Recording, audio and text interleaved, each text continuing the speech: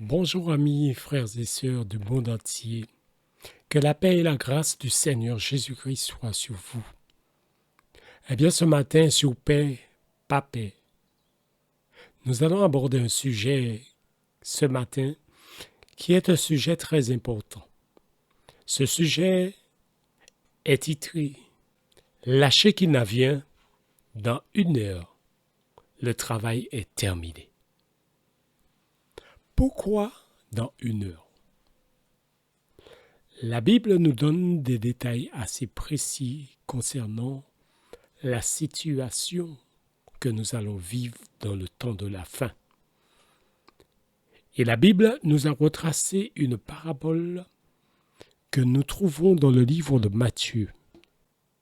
Mais avant d'aller dans le livre de Matthieu, nous devons d'abord définir ce qu'est la Shekinah. Que dit la Bible concernant la Shekinah? Et nous pourrons comprendre. La Shekinah vient, dans 1 heure le travail est terminé. Voici une définition que nous trouvons concernant la nuée. C'était un nuage surnaturel en forme de pilier. Il se déplaçait devant les enfants d'Israël au désert pour leur montrer le chemin où Dieu ordonnait qu'ils marchent.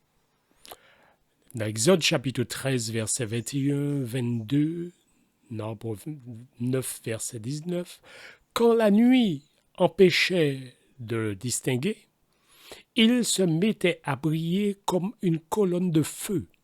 Si Dieu voulait se manifester aux Israélites, il le faisait dans la colonne de nuée. Deutéronome 31, verset 15.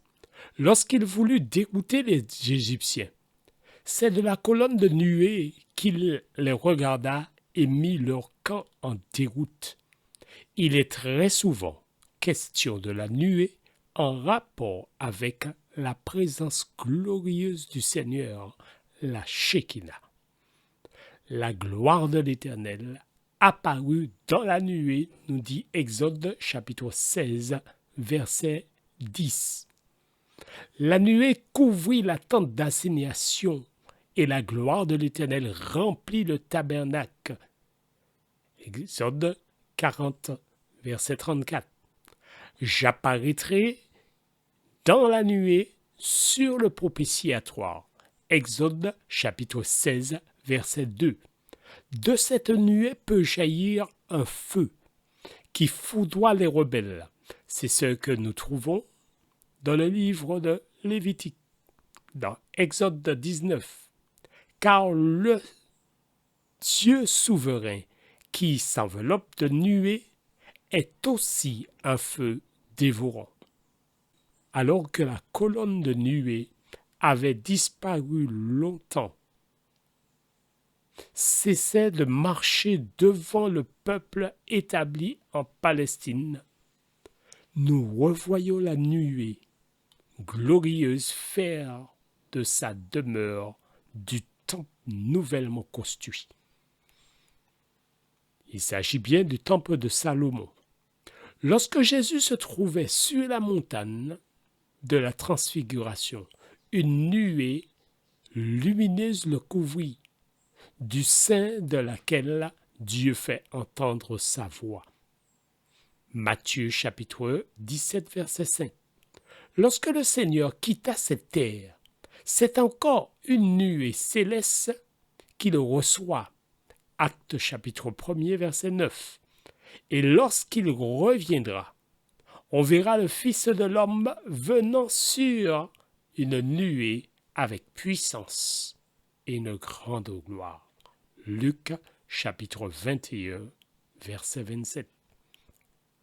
Donc, la nuée et les nuées, il y a une grande différence. Dans le livre d'Apocalypse, il dit, voici, il vient avec les nuées. Il s'agit de son retour, quand Jésus-Christ reviendra. Les nuées, c'est les différentes catégories d'anges rassemblés en nuées, c'est-à-dire nuées de séraphins, nuée de chérubins, nuée d'archanges, etc.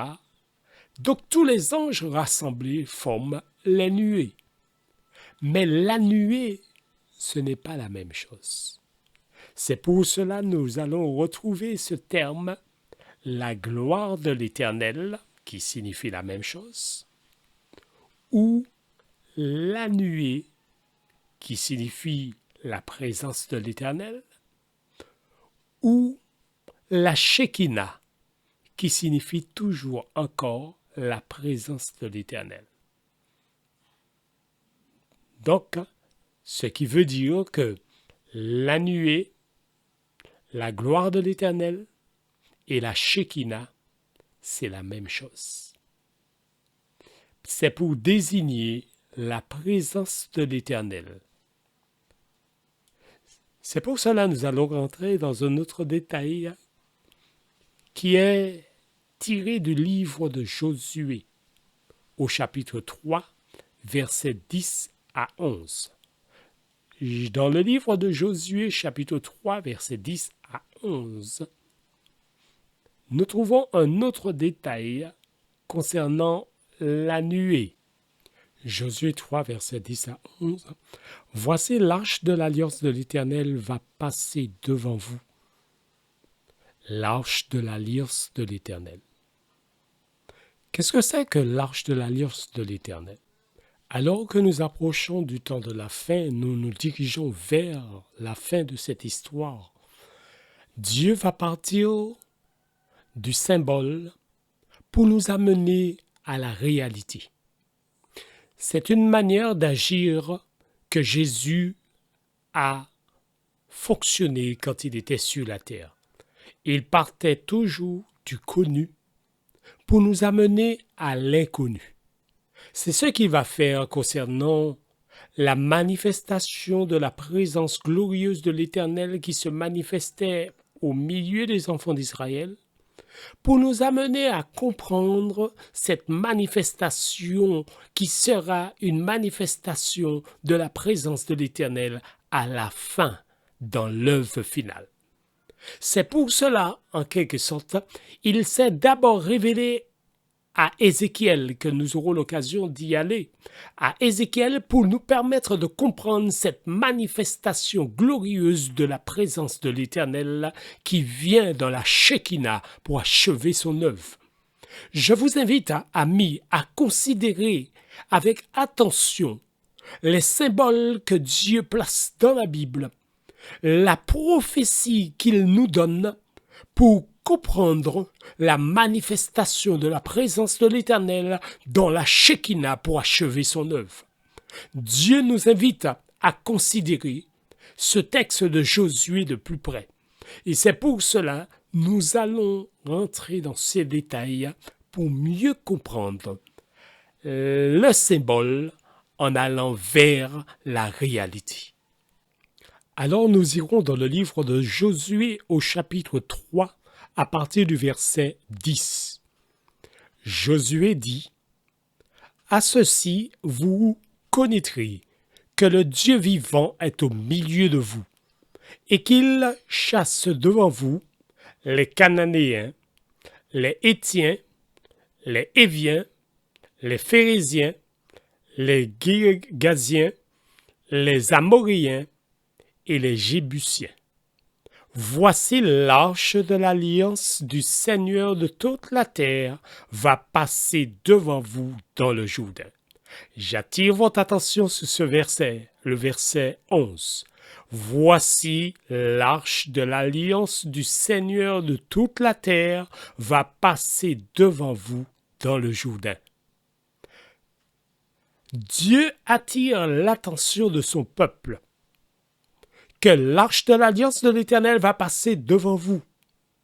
Le symbole était là, qui symbolisait les 4 porteurs de l'arche, qui étaient 4 hommes, et ces 4 hommes portaient l'arche et va passer devant.